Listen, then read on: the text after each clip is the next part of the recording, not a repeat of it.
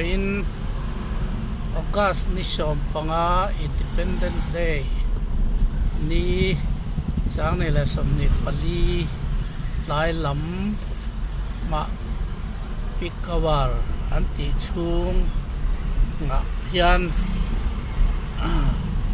kal la le a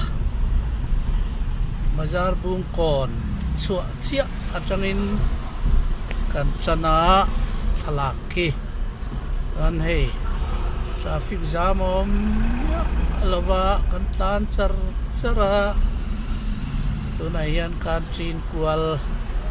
kan pel phei don to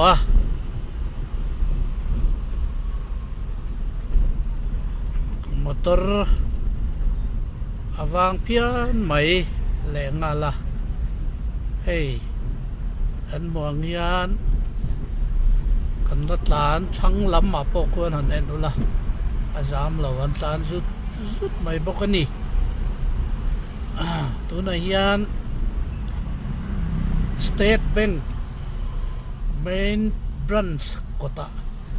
kan tlan meka holiday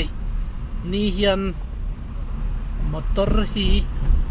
azam tam lo hle ani ti akhiata enga mo zam chang ni te chu omma sela so tilu tukin azam lo ti voi ni hian a hriat ani Independence Day ni hian mi kan suak tam le a abi takin sarkar lama kan ho tu officer rual pechu an suak tam le ani ti kan hriat a tha a tuni hian treasury Boston kan thleng me ka chuan kan tlan phei zela Assembly House dual kan tlan pel chana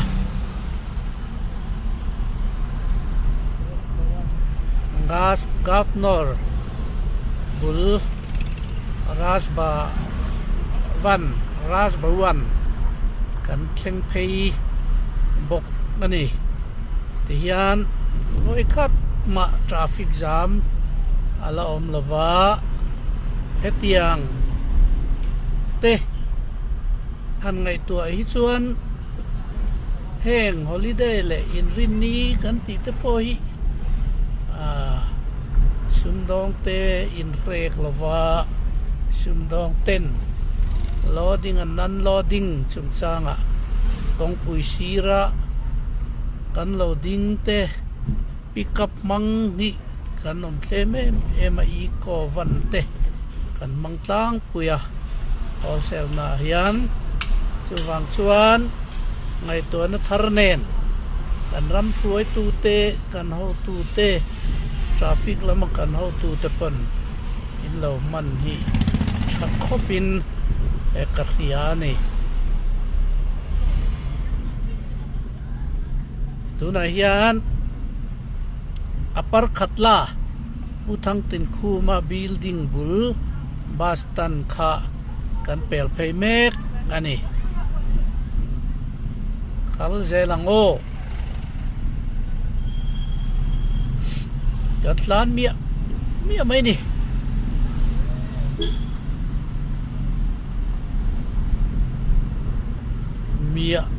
mia mai à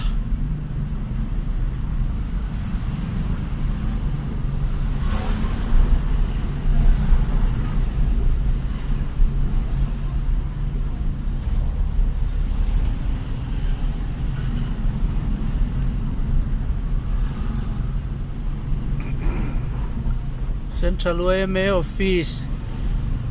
Thang Lampang kan pel phei mek RS na dor dur bul kan thleng kan kal zela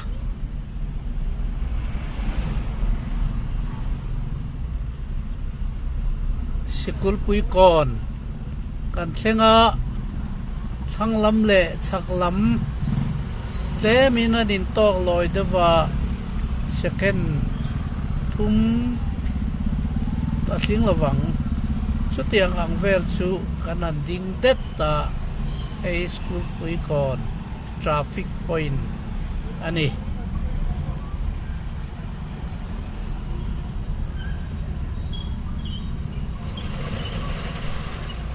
กองชวมอาจวนกันนันดิ้งเด็ดเซลชูอันนี้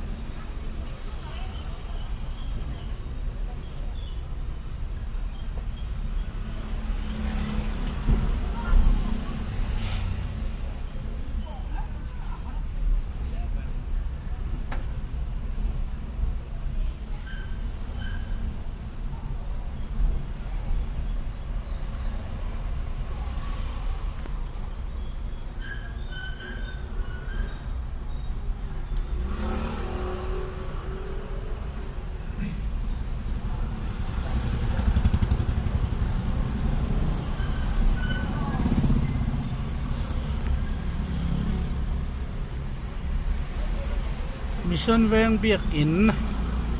บุลกันเร่งสายเฮ้ยคอยจ้องมาเฮียนทราฟิกจามเอาอมลวันนี้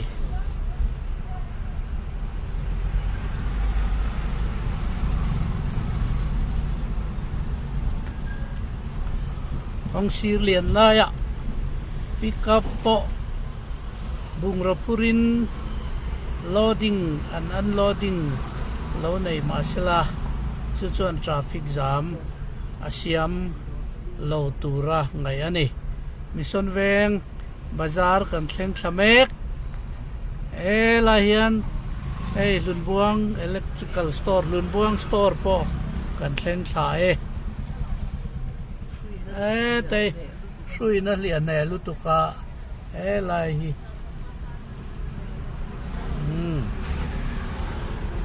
chuan helai hi traffic jam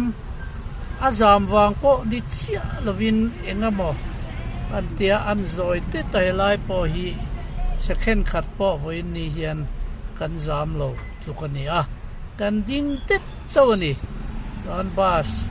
a chan tawma bus helai hian passenger line na lo din wang ani kanai kan ma chu ruak phele huai mai ni ta mission veng bazar kan pel tre pa mau zo na te